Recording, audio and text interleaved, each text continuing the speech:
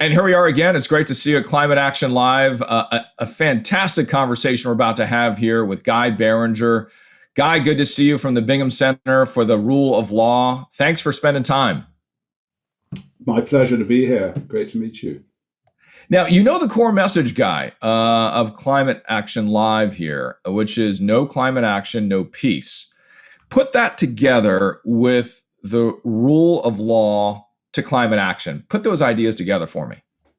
Well, the brief answer is that if you've got really big issues, climate action, peace, which transcend national boundaries, if you want, first of all, to turn them into action, and then you want them to be sustainable afterwards, I think you have to have a framework within which to do that, a framework to hold people to account, and a framework in which things can sustain later. Basically, the only framework I see which can underpin all of that is the rule of law. But it's important to say rule of law is actually a set of principles. Every part of the world will have a different societal approach to how it expects its citizens to behave, how it expects what its societal norms actually are. The rule of law is a set of principles which can apply to any set of rules. So it's things that you would expect. It's things like fairness, equality, clarity, level playing field. So you have to have a set of rules which apply to everybody, and they've got to apply to everybody equally.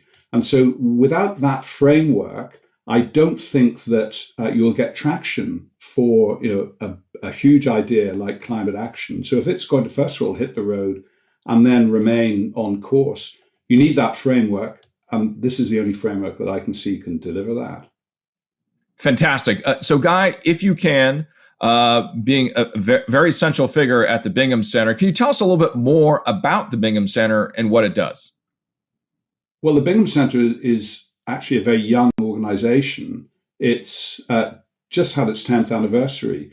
My only prop today is sitting behind me. I'm not going to touch it in case I knock it over. It's a book by Lord Bingham, who founded the center and very sadly died shortly after it, so didn't live to see it really come to fruition.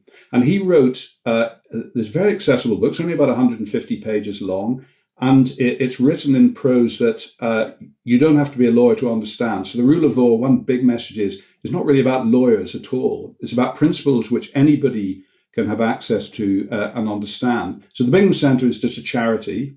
By its nature, the rule of law needs to be seen to be independent, objective, free from influence.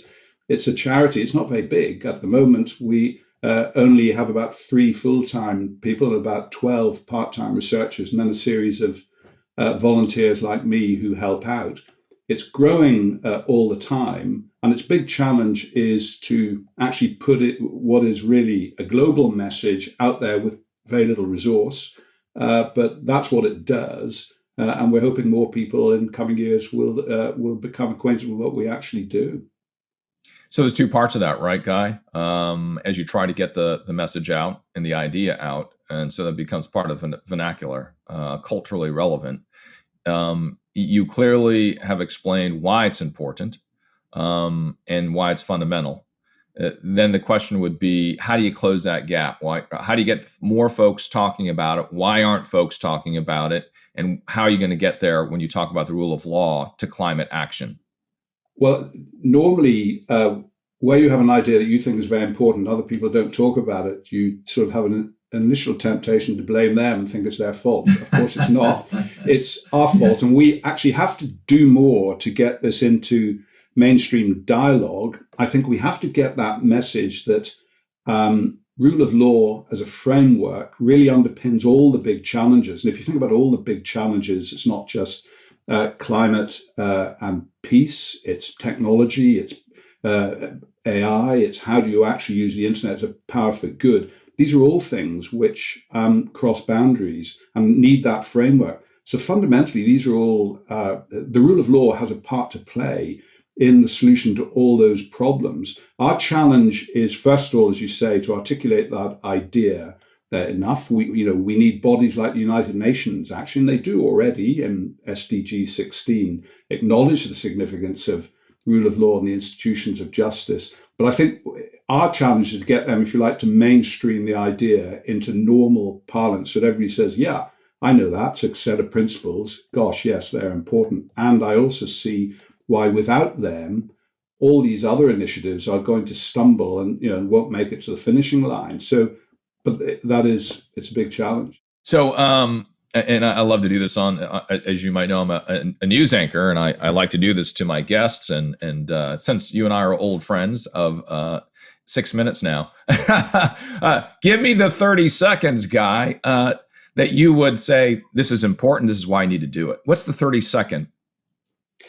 Well, the 30 seconds are that you will have nothing that is of real importance to you for the future and for generations to come if you don't embrace rule of law. It's as simple as that, and it's fundamental. It applies to everything, and of course, it is quintessentially one of those issues where those of us who sit in what we like to believe is the developed world can take a rather superior attitude. Actually, events of the last number of years, both in this side of the pond and your side of the pond, show no, that's not right at all. So we need to put the idea out so that everybody holds their own government to account before they start lecturing anybody else. What would you say to an individual, to an organization, to help them understand, now that we do understand the idea of rule of law through our short conversation, what would you suggest an individual leader can do? I think we have to sort of mainstream the idea into domestic political processes for a start. And historically, people said, well, this is a huge idea. It can't really come down to one person doing one thing in any one place. Of course, that's rather discredited because in a world of internet communication, there isn't really any such thing as one person, one place anymore.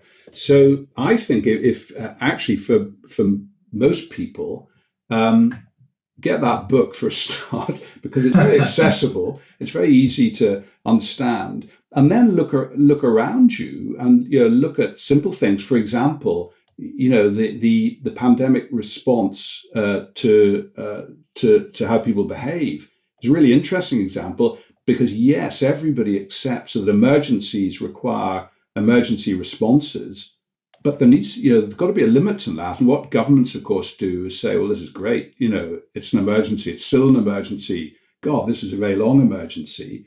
And you find that the bar has crept up. And so individuals are well placed to hold people to account in quite a local context on that. So that's the way to start. And then you will find, I think, that the corporate world, as I said, is very important to this because their ability now to work collectively is huge. Wasn't there before, really. It now is. So if you're a staff, if you're fortunate enough to be in employment, look at your company. Say, actually, do you factor rule of law principles into your strategic planning process? If not, you should. And if that's done, that will then feed through. Yeah, it seems culturally, right, Guy, that and we don't often have the opportunity to put things this way, but the world is ready for this conversation because of the last year that we've lived through, and we've had to think more holistically and integrally at the same time. If you can pick up the book really quickly and just put it into the camera, so you told folks they got to get it. There it is. Okay, rule of law. Tom Bingham. All right, great. And it is actually it's written so that one of the fundamental principles underlying rule of law is clarity. People actually have to have access to law and understand it. He carries that through, obviously, into his book. Guy, okay, let's finish this off with a bang. Well, you got any final words of wisdom for us as we finish our conversation here? Well, only to say, pick up the point you've just made, that I think all ideas have a time. And I think this one has come because people have become much more reflective over the past 2 years about what really matters. Well, this really matters. Perfect. Guy Beringer, thank you so much from the Bingham Center for the Rule of Law. It's been a great conversation from this little corner in Upper Manhattan to speak with you today on a very important topic here at Climate Action Live. Thank you so much, Guy. Look forward to talking again. Thank you very much.